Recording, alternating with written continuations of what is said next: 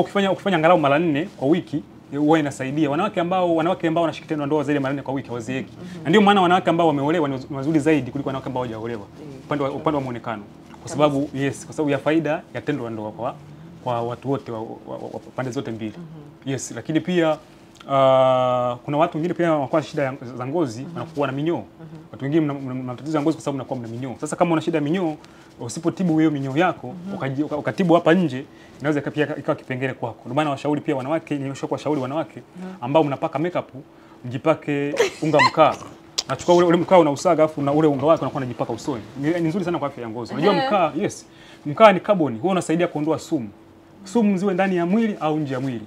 Ndio maana watu ambao pia wana changamoto ya kuwa na sumu nyingi ndani ya mwili, kati ya tiba bora kuondoa hizo sumu ni huu unga wa mkaa. Umekuwa tiba bora kabisa. Hata mtu ambaye ameng'atwa na nyoka, mtu ambaye ameanza labda sumu mbaya, labda kuna mtu amepata kama hiyo changamoto ya afya ya akili, alafu akameza sumu labda kwa makusudi, lakini nyinyi mkamuwai.